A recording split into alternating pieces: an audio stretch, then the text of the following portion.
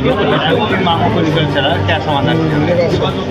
हाँ, इनकी जो मांगें थी उन पे मैं और ये नगर पालिका के जो हमारे एई साहब हैं, चेयरमैन साहब हैं, सफाई कर्मचारी से ये श्री कमल जी हो गए और इनके साथी लोग हो गए, सभी लोगों से एक एक बिंदु पे बात हुई है, जिनमें से एक तो साप्ताहिक अवकाश है, एक एरियर की बात है और पीछे पुराना एक और एरियर है, सफाई के उपकरण हैं,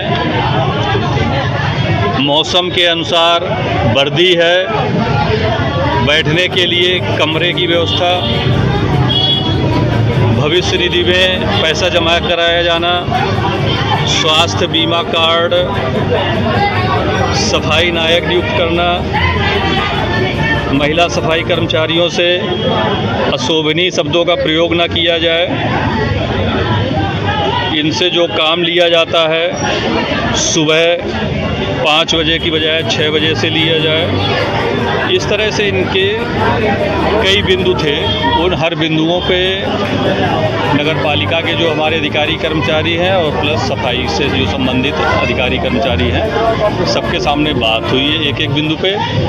इस पे नगर पालिका के जो हमारे एई साहब हैं, इनसे मैंने कहा है कि जो नियम है कानूनी रूप से जो शर्तें हैं उनके हिसाब से काम लिया जाए, और जहां तक एरियर की बात है वो एरियर के लिए संबंधित अपने विभाग से वहां से लेटर लिख के और एक अनुमति ले ली जाए या राय ले ली जाए, उस हिसाब से उसका पेमेंट कर दिया जाए।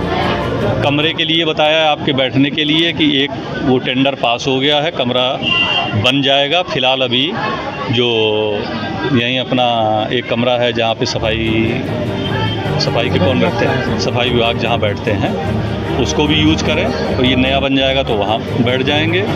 और सफाई कर्मियों में बताया चूँकि शासन से ही 5 बजे से मॉनिटरिंग होती है, तो जो जेंट्स हैं सफाई कर्मी पुरुष उनको तो 5 बजे से, और जो महिला हैं उनको छूट देते हुए 6 बजे से उनको काम पे लिया जाएगा।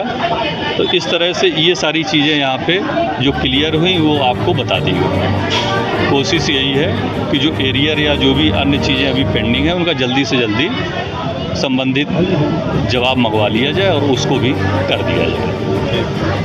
सफाई कर्मचारियों ने धरना प्रदर्शन चला था मांगों को लेकर, क्या आश्वासन मिला है?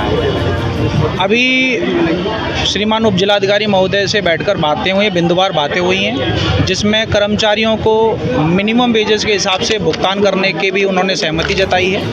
साथ के साथ में एरियर का भुगतान जो है डायरेक्ट, जैसे कि कर्मचारियों के बीच बीच में जो आर्थिक क्षति के रूप में जो भुगतान नहीं हुआ है वो उनको तत्काल किया जा सकता है, वो तत्काल किया जाना चाहिए, ऐसा उन्होंने भी जो है कहा है। लेकिन इसमें मार्गदर्शन की कोई आवश्यकता है नहीं है, क्योंकि श्रम विभाग के स्पष्ट निर्देश है कि बीच में जो क्षतिपूर्ति होती है वो हो, जो सुपरवाइजर हैं तत्काल सुपरवाइजर हटाए जाएं और सीनियरिटी के हिसाब से शैक्षणिक योग्यता के आधार पर उनको किया जाए, ऐसा आश्वासन भी श्रीमान उप जिलाधिकारी महोदय के द्वारा दिया गया है।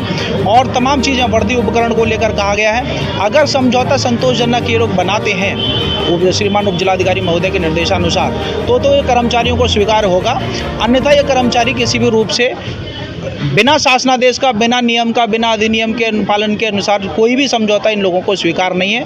और ये कर्मचारी जिस तरह से किसी भी आंदोलन को लेकर, अपनी मांगों को लेकर हैं, तो यूनियन इनके हमेशा साथ में है। अभी समझौता बनाने के लिए बात आई है, समझौता बन रहा, अगर मान्य होगा सभी कर्मचारियों को नियमानुसार, अधिनियमानुसार वो माना जाएगा। अगर फिर से लीपापोती की जाएगी तो कर्मचारी स्वीकार नहीं करेंगे, ऐसा कर्मचारियों का कहना है। धन्यवाद।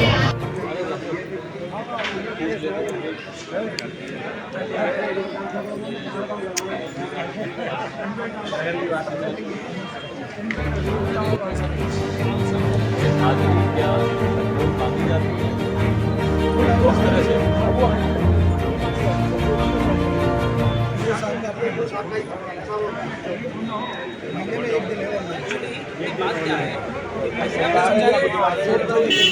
कर्मचारी हाजिर होना पड़ा है, यहाँ से